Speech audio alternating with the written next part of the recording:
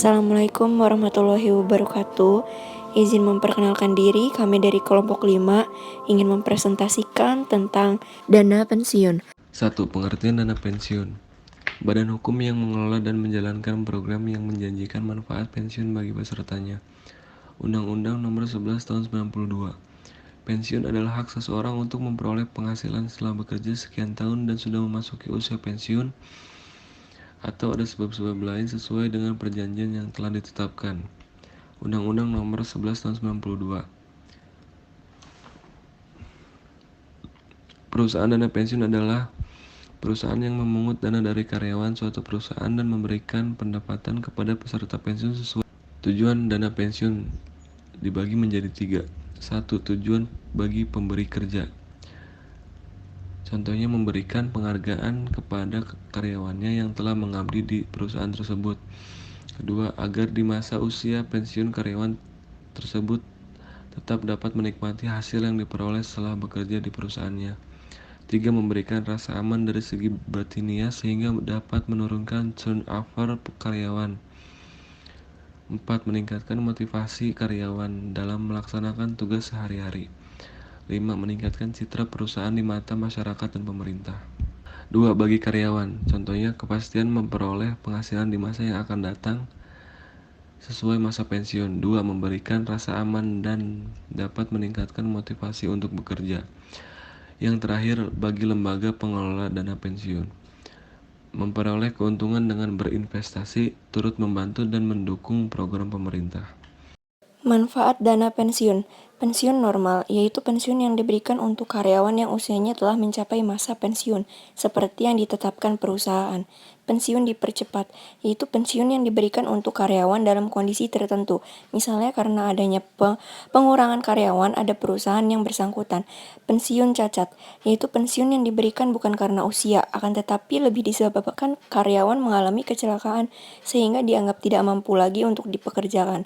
Pembayaran pensiun biasanya dihitung berdasarkan formula manfaat pensiun normal, di mana masa kerja diakui seolah-olah sampai usia pensiun normal.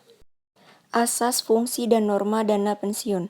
Asas dana pensiun, ada kebersamaan, keadilan, kesederhanaan, ada fungsi dana pensiun, asuransi, tabungan, pensiun, dan yang terakhir ada norma.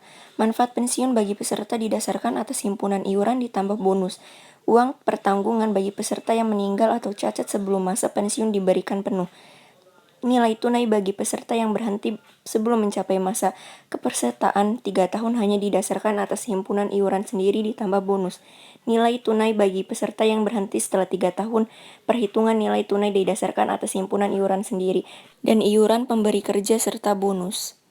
Peserta dan usia pensiun. 1. Peserta usia peserta 18 tahun atau telah kawin, masa kerja minimal 1 tahun. Jenis kelembagaan dana pensiun.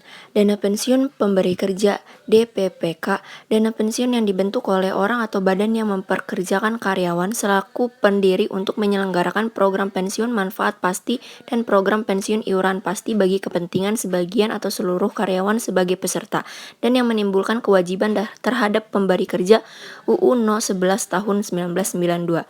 Dana pensiun lembaga keuangan. Dana pensiun yang dibentuk oleh bank atau perusahaan asuransi jiwa untuk menyelenggarakan program pensiun iuran pasti bagi perorangan baik karyawan maupun pekerja mandiri yang terpisah dari dana pensiun pemberi kerja bagi karyawan bank atau perusahaan asuransi yang bersangkutan. UU No. 11 Tahun 1992. Selanjutnya akan dibacakan oleh Alfika Nanda Utami. Program pensiun. Program pensiun iuran pasti. Program pensiun yang iurannya ditetapkan dalam peraturan dana pensiun dan seluruh iuran serta hasil pengembangannya dibukukan pada rekening masing-masing peserta sebagai manfaat pensiun atau iuran ditanggung dari karyawan. 2. Program pensiun manfaat pasti. Program pensiun yang manfaatnya ditetapkan dalam peraturan dana pensiun atau program pensiun lain yang bukan merupakan program pensiun iuran pasti, atau iuran merupakan beban karyawan yang dipotong gaji. Peran dana pensiun. Memelihara keseimbangan penghasilan pada hari itu dalam rangka mewujudkan keadilan sosial bagi seluruh rakyat Indonesia. Sarana penghimpunan dana guna meningkatkan peran serta masyarakat dalam pembangunan nasional. menambah motivasi dan ketenagaan kerja sehingga meningkatkan produktivitas. Selanjutnya akan dibacakan oleh Subastian. Kelemahan program pensiun. Yang pertama, belum ada ketentuan yang mengatur hal-hal yang mendasar. Kedua, pengelolaan YDP masih banyak yang kurang profesional. Yang ketiga, arahan investasi kurang jelas. Yang keempat, banyak investasi dalam bentuk aktiva tetap yang kurang produktif. Yang kelima, administrasi keuangan kurang dipersiapkan dengan baik. Yang keenam, investasi gedung kantor yang berlebihan atau mewah.